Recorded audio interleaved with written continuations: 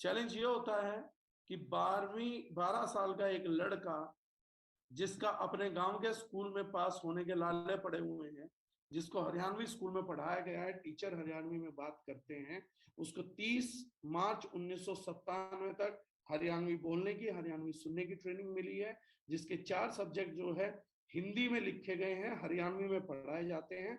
वो 1 अप्रैल 1997 को उस स्कूल में खड़ा होता है जिसमें हिंदी पढ़ाने के लिए भी उसकी टीचर इंग्लिश में बात कर रही है। ये चैलेंज है। वो इस चैलेंज को मीट करिए।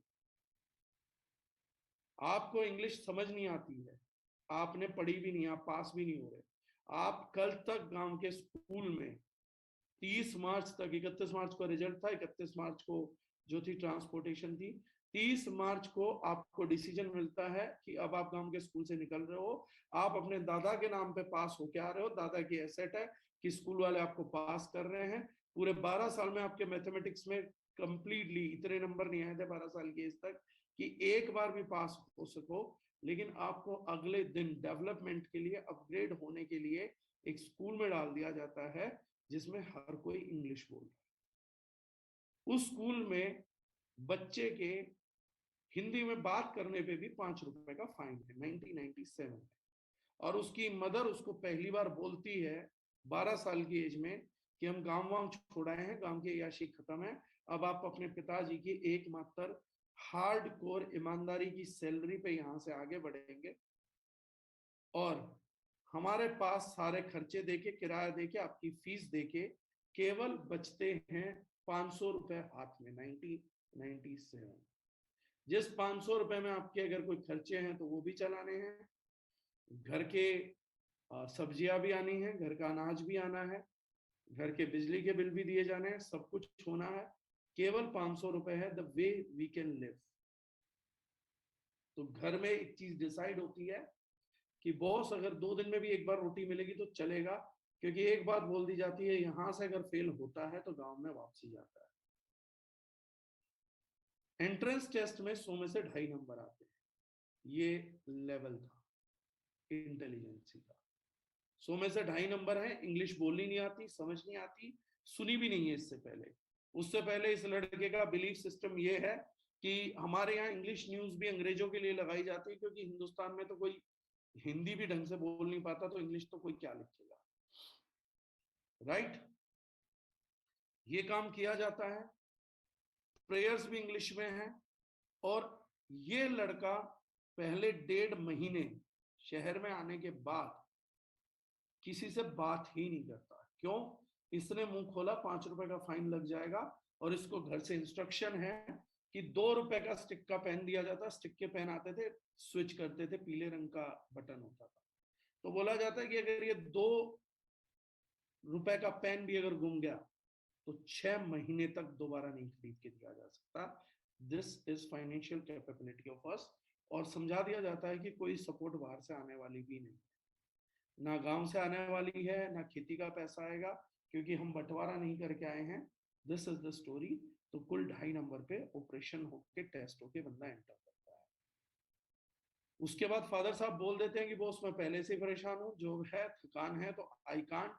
मदर बोल देती है मैं हाउस वाइफ हूँ, सो आई कांट, पढ़ाई नहीं है, ट्यूशन लग नहीं सकता। बस एक टारगेट दे दिया जाता है, और वो टारगेट ये है कि अगर इस साल आप पास नहीं होते हो तो you are going back to village. हम 2 में से एक बच्चे को पढ़ा लेंगे, आप आगे सरकारी स्कूल में गांव के में अपनी पढ़ाई चालू रखिए। एंड पहले ही यूनिट टेस्ट में ये लड़का फेल होके दोबारा साबित करता है कि इसका और इस स्कूल का कोई कॉम्बिनेशन नहीं। 25 नंबर का यूनिट टेस्ट, 6.5 नंबर इंग्लिश में लाए जाते हैं, सारे स्कूल के सामने खड़े होके तालियां बजवाई जाती हैं, और ये भी समझ नहीं आता कि तालियां बजवाई क्यों गई है। जब वापसी लौटता है लड़का तो पूछता है कि तालियां क्यों बजवाई गई थी, तो बड़ी खुशी है, मतलब मैंने 100 में से 2.5 लिए थे, 25 में से 6.5 नंबर लिए, तो इसलिए तालियां बजी हैं।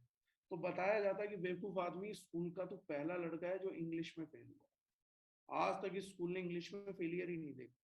You are the first one to get failed in this exam. ये पहली बार हुआ है। अब रास्ते और कंफर्म है, कोई यार दोस्त भी नहीं है, आप उस स्कूल के शायद सबसे पूरेस्ट फाइनेंशियली कैपेबल व्यक्ति हो, आपके पास कोई फाइनेंशियल कैपेबिलिटी भी नहीं है, पूरेस्ट है, दोस्त यार भी कोई नहीं बन सकता क्योंकि ना फाइनेंशियल आधार है ना इंटेलिजेंस का आधार है, घर वाले हाथ खड़े कर ही चुके हैं। बस अब एक सिचुएशन है कि किसी तरीके से इस चीज को, इस चैलेंज को कैसे भी निपटा जाए, और निपटने के लिए कोई सपोर्ट भी कैसी भी आने वाली नहीं है, क्योंकि आपके टीचर भी आपसे बात नहीं करना चाह रहे। रीजन भी लेकनेस ऑफ लैंग्वेज, टीचर को हरियाणवी सीखनी पड़ेगी क्योंकि आपको हिंदी भी नहीं बोलनी आती है। सबसे घटिया बात आपके साथ ये हो रही है कि टीचर्स को, इंग्लिश बोलने वाली टीचर्स को, जो हिंदी को भी इंग्लिश बोल के पढ़ाती हैं, हिंदी शब्द का मतलब भी इंग्लिश में बताया जाता था कि इस चीज का मतलब ये, उन टीचर्स को हरियाणवी बोलना सीखना था क्योंकि इस बच्चे को ग्रो करवाना, और इस बच्चे के पिताजी उतना ही पैसा दे रहे हैं जितना बाकी भी दे रहे हैं। लेकिन उसी साल एक सेल्फ टॉक, ये बच्चा कुछ करने की कोशिश करता है और अपनी क्लास को टॉप भी करता है। इंडिया का मैथ्स और साइंस का जो ओलंपियाड आता है उसको भी इंडिया में 12वें नंबर पे स्कोर करता है और अपने स्कूल में और अपने एरिया में बज क्रिएट कर देता है।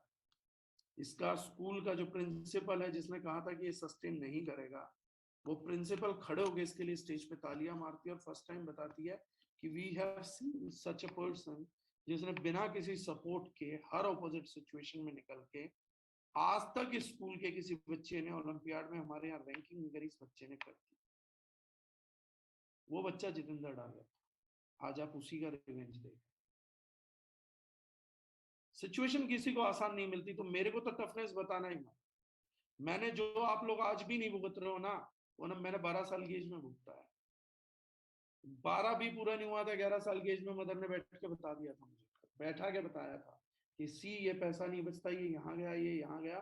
2-2 दिन में एक बार खाना खा के दिल्ली के माहौल में जिस व्यक्ति के पास करोड़ों की एसेट पड़ी थी ना, मैंने अपना संघर्ष वहां जीरो से जिया दोस्त। आप मेरे को समझा नहीं सकते हो चैलेंज। ऐसे ही ये पेंसिल है, ये खड़े होके बच्चों ने मेरे चक्कर काट काट के देखा था मुझे, क्योंकि स्कूल के फेस्ट के पास मेरे पास सिविल ड्रेस नहीं थी पहनने को।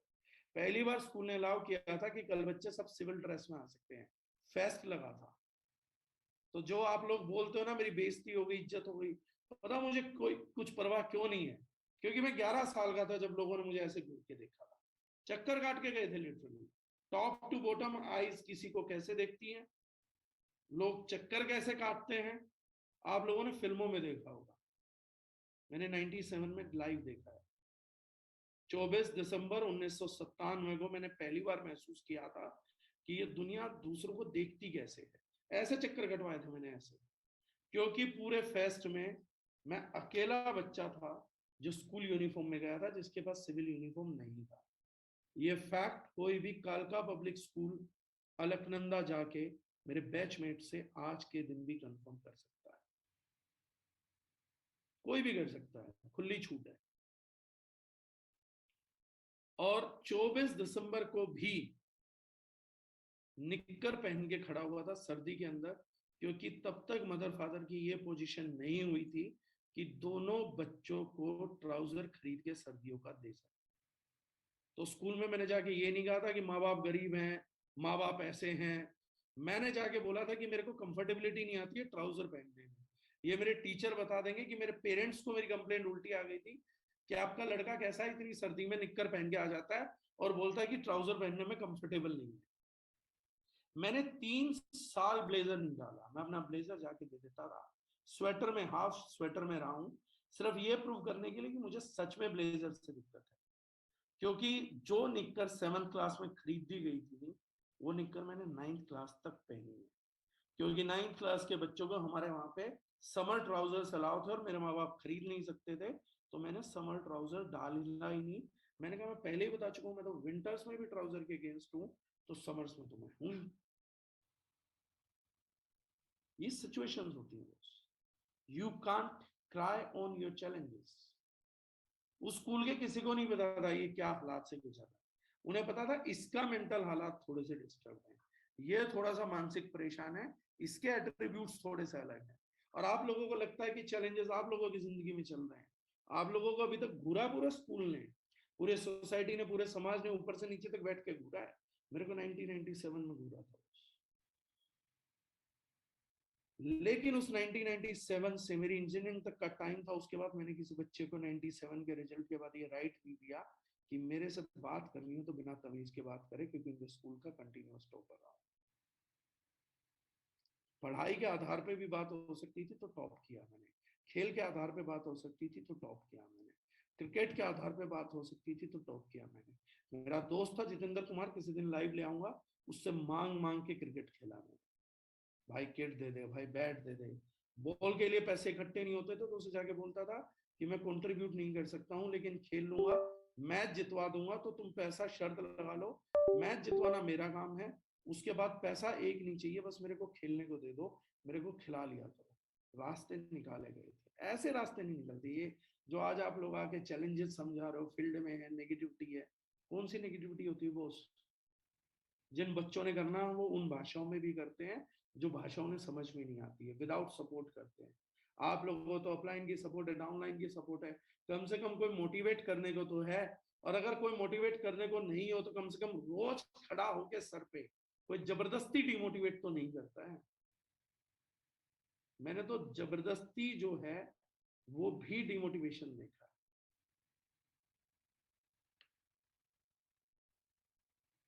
तो ये जो सिचुएशंस है ना, मुझे लोग बोलते हैं आपको चैलेंजेस समझ नहीं आते।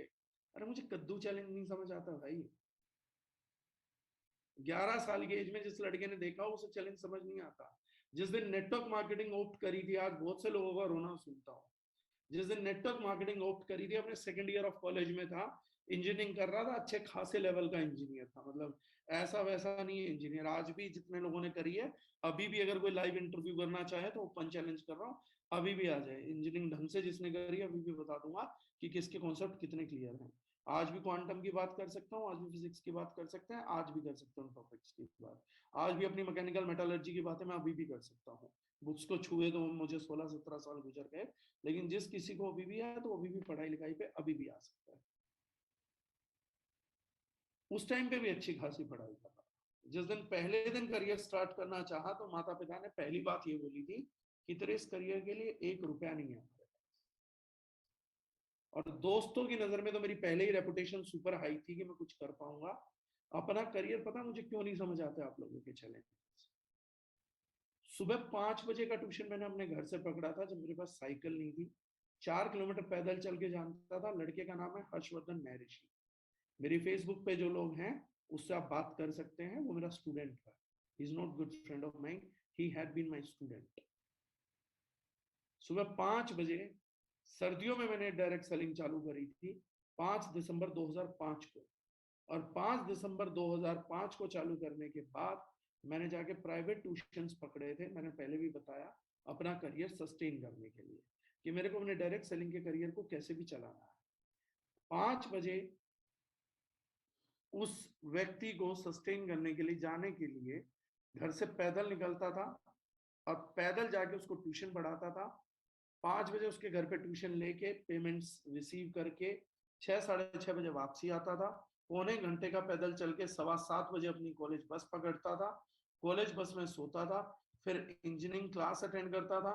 शाम को 4:15 बजे आके फिर एक लड़की थी निकिता, 11th क्लास की फिजिक्स पढ़ा रहा था विद नेम, उसको पढ़ाने जाता था। 7-7:30 बजे उससे फ्री होकर फिर अपना फील्ड वर्क करता था। एक अपलाइन मिला था मुझे जो सुपर टॉप पोजीशन पे था, जिसे मैंने कहा था कि मुझे डायरेक्ट सेलिंग में बॉस कुछ भी समझ नहीं आ रहा है, मेरे को समझ नहीं आ रहा मैं करूं कैसे, बिलीफ सिस्टम नहीं है। दोस्तों को पहले से पता है ये कामयाब नहीं हो पाएगा क्योंकि ऑलरेडी अच्छे घरों से थे। जिस जमाने में मेरे पास साइकिल नहीं है, मेरा फ्रेंड सर्कल सेंट्रो चला है, तो मैंने कहा उन्हें तो मेरे पे तरस ही बहुत आता, तो मेरे साथ ज्वाइन तो करने की सोच ही नहीं सकते। वो अगर ज्वाइन करेंगे और मेरा चेक बन जाएगा तो उन्हें इससे बुरी कोई चीज नहीं लगेगी। तो मैंने कहा इसलिए कोई ज्वाइनिंग नहीं आएगी, लेकिन मुझे काम करना, मुझे समझाओ। तो मुझे बड़ा अजीब टाइम मिला। उन्होंने मुझे कहा कि मैं रोज रात 11-12 बजे तक फ्री होता हूँ, अगर आपको कुछ जानना हो तो रोज 12 बजे आप कॉल करके मुझे आ सकते हो, और मैं आपको सिखा सकता हूं। तो रोज 12 बजे, एवरी नाइट 12 o'clock, 2005 सर्दियां, मैं रोज रात के 12 बजे उनके घर जाता था and it was like 2 kilometres, 2.5 kilometres away. और उनके घर के बाहर की सीढ़ियों पे बैठ के उन्होंने मेरे को नेटवर्क सिखाया, एवरीडे रूटीन। घर के अंदर भी नहीं, घर की सीढ़ियों पे बैठ के रोज 2.5 किलोमीटर। उनको भी कभी भी लाइव ले आऊंगा। फर्स्ट अपलाइन टचवुड मेरे जो हैं वो मेरे टच में अभी भी हैं, आज भी ले आऊंगा। वो आज भी बता देंगे कि हाँ भाई ये आता था, डेली आता था। और रोज रात को 1.5-2 घंटे उनसे अपने क्वेश्चन आंसर सेशन क्लियर करके रोज 2-2:15 बजे वापसी पैदल अपने घर जाता, और फिर सुबह 4:30 बजे उठ के निकलता था, फिर 5 बजे पढ़ाने के लिए जाता। इसलिए मुझे आप लोगों की चैलेंज समझ में, that is how I built my career. Direct selling में मजाक नहीं है। ऐसे सेम इस लड़के ने, जिसको आज आप जितेंद्र डागर बोलते हो, ये उसके डायरेक्ट सेलिंग करियर की शुरुआत है। ऐसे नेटवर्क स्टार्ट किया था, अपने आप को सस्टेन करने के लिए प्राइवेट ट्यूशन दिए और लंबे टाइम तक दिया। 2011 तक हर सक्सेस को, हर मुकाम को देखने के बाद 24 साल की एज में लगभग 1.5 करोड़ का घाटा खाया था, जो कर्जे में था। और जो मेरे बैंक अकाउंट से खत्म हुआ था वो 50 से 52 करोड़ रुपए खत्म। And 2011 and I was like broken again. 24 साल की उम्र में फिर खत्म किया जाता हूँ, और सिर्फ ट्रस्ट फैक्टर, दूसरी कोई वजह नहीं। किसी आदमी पे बेहद हद से ज्यादा ट्रस्ट किया जाता है, फिर घाटा खाता हूँ। उससे पहले भी खाए थे, फिर घाटा खाता हूँ।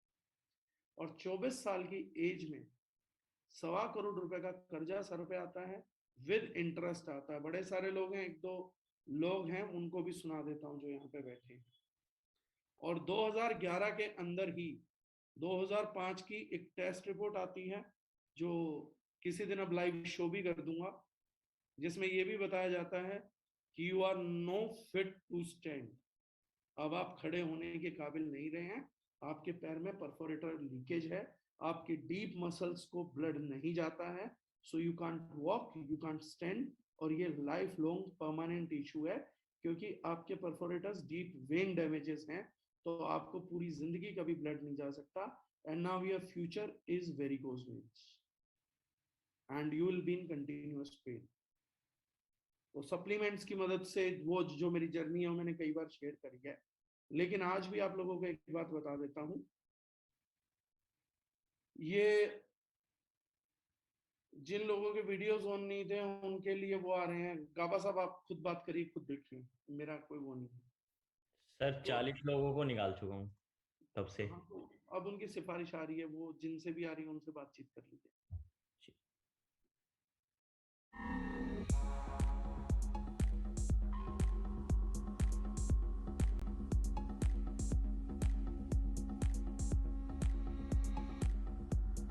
उन लोगों के संघर्ष भी मेरे से ज्यादा है, तो इसलिए उनको थोड़ी सी एडवांटेज मिलनी चाहिए।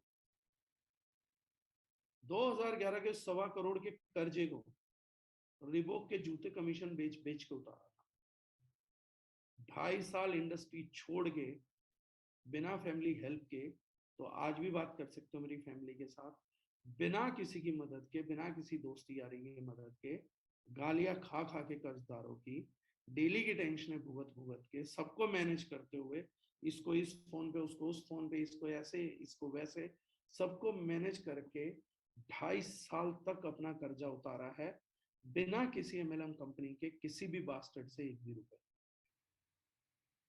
ये इंडस्ट्री तो मुझे तब नहीं खरीद पाई थी।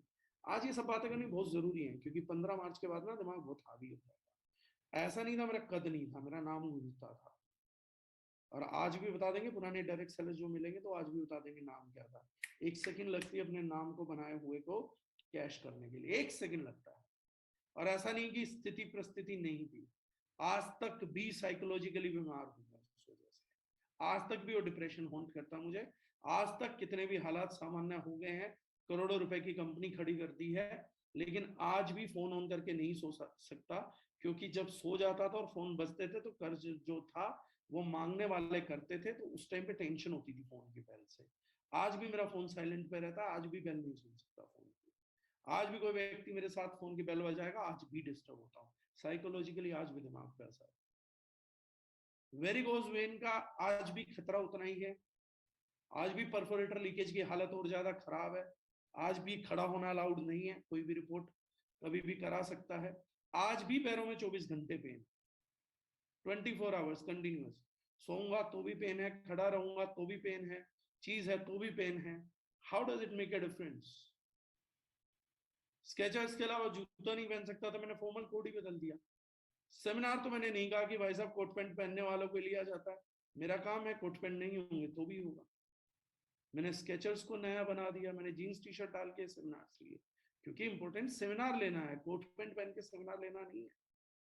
इंपॉर्टेंट है सेमिनार लेना, इंपॉर्टेंट है काम करना, इंपॉर्टेंट है चैलेंज को तवज्जो ना देना, इंपॉर्टेंट है अपनी चीजों का रोना किसी के सामने ना रोना, इंपॉर्टेंट है सहानुभूति ना लेना, इंपॉर्टेंट है सक्सेस चाहिए तो सिंपैथी को लात मार। ये सब चीजें इसलिए आज बताई हैं क्योंकि ये 250 लोग अपने चैलेंजेस की लिस्ट भेज देंगे मुझे जब मैं इनसे टारगेट की बात करूंगा। ये लोग बताएंगे कि कितने महान चैलेंजेस के थ्रू हम गुजर। लेकिन एक बात ध्यान रखना कि मैंने ये बात सारी इसलिए बताई है कि I am not ready to listen to your challenges because challenges doesn't both me. मैंने अपने आप को भी अगर जीरो से, मैंने उन्हीं महान लोगों को पढ़ा अपनी मोटिवेशन के लिए जो जबरदस्त चैलेंजेस से गुजरे। मैं फॉलो करूं स्टीव जॉब्स का, जिसको उसी की कंपनी ने उठा के बाहर फेंक दिया और दोबारा उसी कंपनी का लाके नाम कमाया। मैं फॉलोवर हूं नारायण मूर्ति जी का, मैं फॉलोवर हूं वीरेंद्र सहवाग का, मैं फॉलोवर हूं सचिन तेंदुलकर का। मुझे ब्रेक नहीं कर सकते हो आप, मेरी सहानुभूति नहीं लूट सकते हो आप, मेरे से इज्जत तो ले सकते हो लेकिन आप सॉरी टू से सहानुभूति नहीं ले सकते हो। आपके पास कितने बड़े चैलेंजेस है मुझे नहीं पता, लेकिन मैं एक बात बताता हूं, मैंने यहां तक नेटवर्क खड़ा करने के लिए जो मेरी पहले 1700 लोग जिनको मैं जानता था करियर से पहले, उनमें से एक की भी ज्वाइनिंग नहीं करा पाया था, एक ने भी साथ नहीं दिया था, एक भी दोस्त नहीं जुड़ा था, एक भी रिश्तेदार नहीं जुड़ा था। लेकिन मैं उसके बावजूद एक सक्सेसफुल नेटवर्कर हूं, बावजूद इसके कि इस इंडस्ट्री में मैंने किसी के आगे हाथ नहीं फैलाया, बावजूद इसके कि मैंने आज तक क्रॉस कंपनीज के लीडर्स को कभी अप्रोच नहीं करा।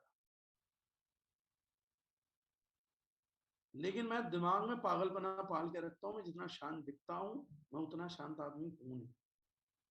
मैं हर डे काम करता हूँ, हर दिन स्ट्रेटेजी है। मैंने अपनी पूरी लाइफ डेडिकेट करी अपने बिजनेस के लिए। जब मुझे पता लगा था कि प्रोडक्ट बेस्ड कंपनीज को चैलेंजेस है ना, तो मैंने इसी को बना लिया था कि इस इंडस्ट्री का बाप ही मैं बन जाऊंगा, इस पूरी प्रोडक्ट इंडस्ट्री को रिफॉर्म कर दूंगा। लोग बोलते हैं ना कि बॉस आजकल क्रिप्टो चल रहा है, ये चल रहा है, वो चल रहा है, चलेगा वो जो मैं चलाऊंगा। क्रिप्टो व्रिप्टो नहीं चलते, चलता वो है जो आदमी चलाता है। आदमी में बात होती है, चलाने वाले में, चीजों में दम नहीं होता। क्रिप्टो किसी आदमी ने चलाया है, चलाने वाले में बात थी। दूसरा चलाने वाला उससे बड़ा आएगा ना, वो प्रोडक्ट चला के बता देगा। जिस आदमी में दम होगा ना वो होगा। बाकी आदमी ना कॉन्सेप्ट का सहारा लेते हैं, बहती गंगा में हाथ धोना चाहते हैं कि कुछ हमारे हाथ आ जाए, क्योंकि आपको पता आप भगीरथ नहीं हो, आप अपनी गंगा जी निकाल नहीं पाओ।